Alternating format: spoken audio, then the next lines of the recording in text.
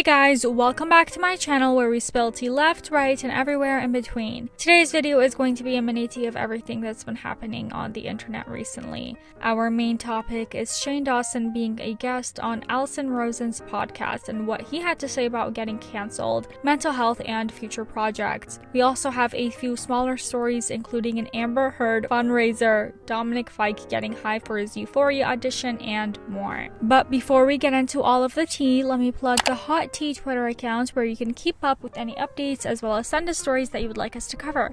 Also, make sure to subscribe to the channel and turn on your notifications so you know when I post. Alright, so let's get into it. After a fake campaign seeking to earn $1 million to help Amber Heard pay her damages, GoFundMe has shut down a fundraiser for her. Following the verdict this week, a GoFundMe user named Kimberly Moore created a page called Justice for Amber Heard, claiming to have access to Heard's legal team and that the money would be used to help Heard pay off her obligation to Johnny Depp. The now defunct page stated, "The judgment exceeds her net worth. It's so unfortunate that he got away with the abuse." GoFundMe moved in to turn off the page before anyone could donate a big sum of money. The fundraising site has now stated that they will be looking for comparable pages in the Depp/Heard case. Heard must pay Depp $8.35 million and her legal team is challenging the decision, claiming that the actress cannot afford it.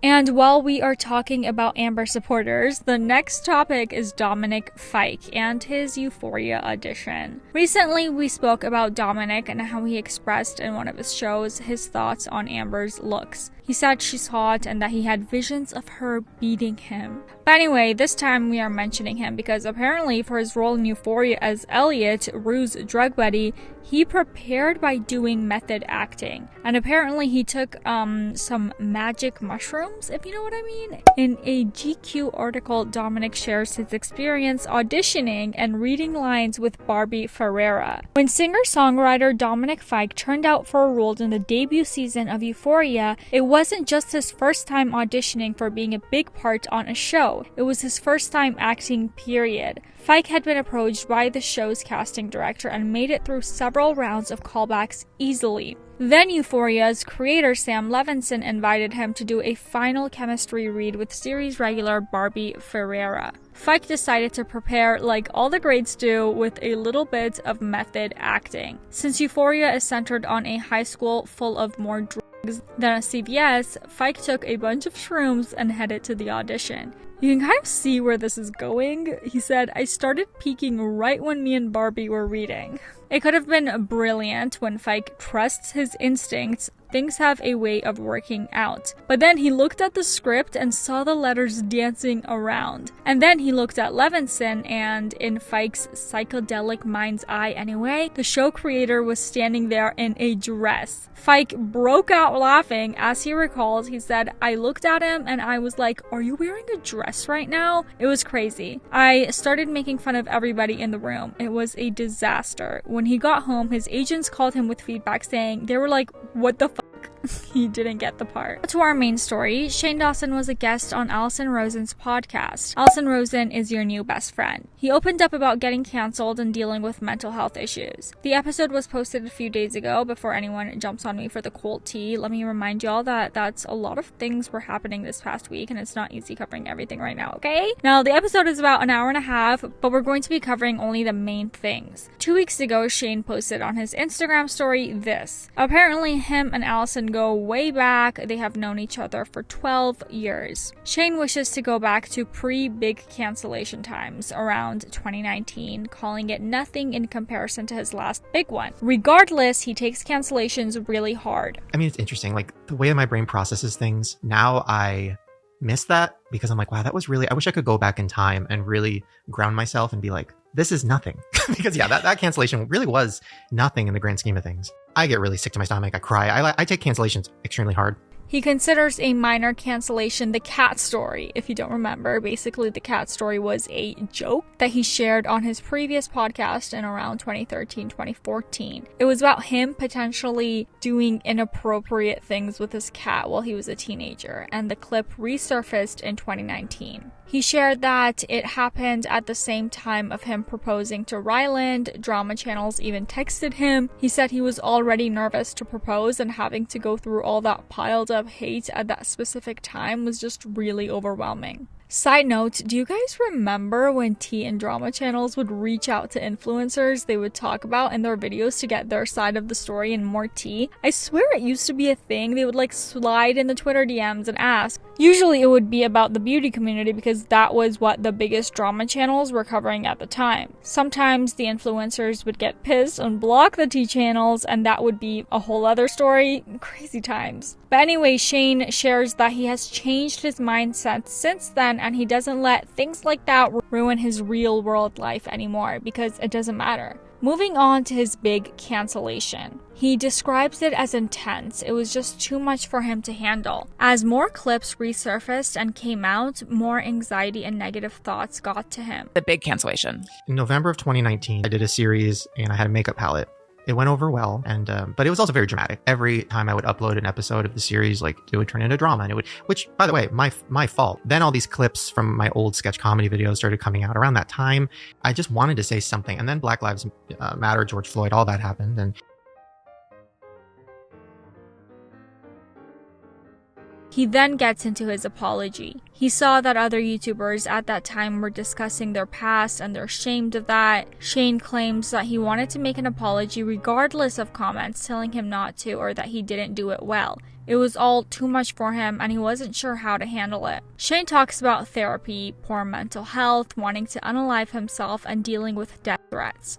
It was just like every day it felt like everybody in the whole world hated me and wanted me dead, and I hated me, and then I already have issues with self whatever, so like now I hate me, and yeah, it was really bad. He said that he even hated himself, but he doesn't regret his apology. People around him weren't sure if he should apologize and even advised him not to, which sounds bad. Also, does that mean that the people around him didn't see the situation as serious? Regardless of your opinion on Shane, this was a major hit to his reputation and career, which could affect his livelihood. Did people around him not realize that? Or did they seriously think that all of the things that resurfaced didn't need to be addressed like at all? Now he wants to move on and create new stuff. When asked if his apology precipitated his cancellation or it was already happening, Shane responded that he's not sure and everything happens for a reason. And I don't regret apologizing and making that video, even though a lot of people are like, that was the problem, you shouldn't have done that. 'Cause then everybody went searching. And I'm like, I honestly, at this point in my life too, it's like, I would rather it's all out there. I want to continue and not be a shitty person. He says that he's glad he got canceled. This gave him a new perception and he realized internet drama does not matter. Getting canceled gave me a whole new perspective on everything, because it does show you that it's like, it really doesn't matter. The internet dramas, it doesn't matter. Shane's aware that people are still hating him, but doesn't engage with videos and posts online anymore. He deleted most of the social media apps off his phone and focuses on real life. He talks about wanting to die and that he's really happy for his support system and therapy because he didn't know how to mentally process the situation. Shane also says that he distanced himself from his past version and didn't know what was wrong with him, his current version of himself, and why people were as hurt. He claims he didn't do these bad things with ill intention. Shane guesses most of it is rooted in his childhood trauma. He felt self-hatred towards his past self, but in his opinion, he was a good person even then. I had distanced myself so much from that version of myself. And so I went through this whole struggle of like, what the fuck is wrong with me that, oh, he's a monster. And I'm like, okay, I know I'm not a monster. I never did anything with the intention of hurting anyone. I don't know about that. A lot of people had criticized him through the years, but only in 2020 he got that much backlash. The previous ones were kind of swept under the rug. And as of him being a good person, even back then, well, he didn't seem like such a nice person during the production of his movie Not Cool. He didn't think that he would ever return to YouTube, but in retrospect, he realized how much he had missed out on things like his real life and relationship when his videos were doing well. My whole world, my whole life was making these things for the internet. Shane said he was consumed by the views, and to be fair, a lot of big YouTubers, and smaller ones too, including myself, have shared experiences similar to this, getting obsessed with the views, the stats of how a video performs, which would impact their day-to-day mood. I was missing out on real life things. My relationship wasn't as strong. Like, it was fucking horrible, but creatively fulfilling. And now it's like, oh yeah. So I am grateful Then he shared that he lost about 3 to 4 million subscribers on YouTube, and it happened very fast. But he is grateful for the ones who stayed. He also realized that having that big of a following and getting that many views comes with a lot of costs. And that's pretty much it on the cancellations and how he handled it. Moving on, he talks about moving to Colorado, how it affected him positively. He loves the life there. Him and Ryland are thinking of renting their house in LA. He was a bit confused about how to proceed because he had made a new podcast that is filmed in LA, but him and Ryland moved to Colorado and he's not sure what they're going to do. We're in LA right now. Oh, okay. Because we came back to sell this house. And then when we got here, it just felt like not the right time to do that. Financially, I really probably should do it, especially after, the worst couple years ever. Shane enjoys making the podcast with his brother because he has a different perspective than him, and also because he's not woke. When asked how he decided to make a podcast, he shared that just as he started to upload to YouTube again, he was listening to a podcast and realized he misses it a lot and he loves interviewing people. Shane second-guessed it, thought of reaching out to brands, but wasn't sure if they would work with him after all that had happened to him and considering his reputation was not the best, at least in YouTube terms. Of course we did. And of course I loved it. And it was so fun. And I was like, this is my thing now. And now it's like, now we were supposed to go back to Colorado. How the hell am I going to do this? Why did I do that? I'm stupid. So now I'm in that phase. I'm like, how do I do that? I don't know.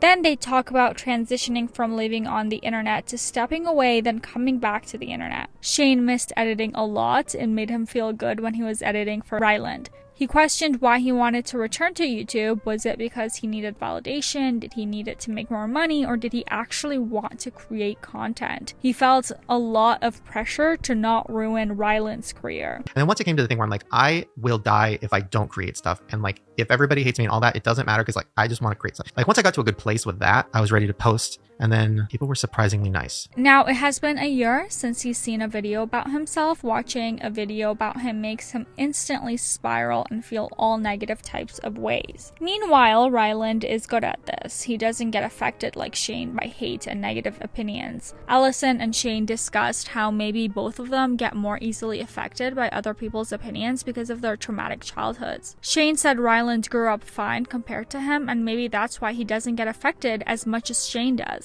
And then they talk about zodiacs. Shane was curious about Alison's sign. She said that she is a Taurus. Then Shane is like, I thought it was a Taurus thing to not care about hate because Ryland is also a Taurus, but maybe not. And I'm sitting here thinking about our favorite Taurus queen, Trisha Paytas. She is the exact opposite of what Shane's theory is about Tauruses. We know how much she cares about all opinions on her, so maybe it's not a Taurus sign thing anyway. But yeah, something else that caught my attention was a bit later on. Shane said he used to shit talk other people so he can get people to like him, like having the same enemy brings people together. But now if somebody did this to him, he would instantly be like, ew, bad vibes, get away. And it's something that I feel sick to my stomach that I used to do. Okay, so did this happen before his falling out with Trisha because of Jeffrey, or was that afterwards? Because something is not adding up. If you remember, allegedly Shane spoke badly of Trisha to other YouTubers, even to Rich Lux, a fellow drama channel. There were rumors of Shane calling Trisha a pathological liar, which is not false, we all know that by now. He also let Jeffrey mock her, according to her, and he spread a rumor that she had herpes to Gabby Hanna. So, I don't know, did Shane start recently his no shit talking policy? And lastly, a few other things that he shared were that he loves to get himself emotional when editing, which used to get him in trouble because people would call him out for being overdramatic in documentaries. He also shared his experience getting COVID. Apparently, the 2 times he had it, it was really bad, and the second time he kept testing positive for almost a month straight. That does not sound good at all. Yikes. But anyway, that is going to be it for the tea today. Comment down below your thoughts on all of this, and if you enjoyed this video, please give it a like, maybe share it with a friend. Please make sure to subscribe. We try to post new videos every single day, and for now, I bleach.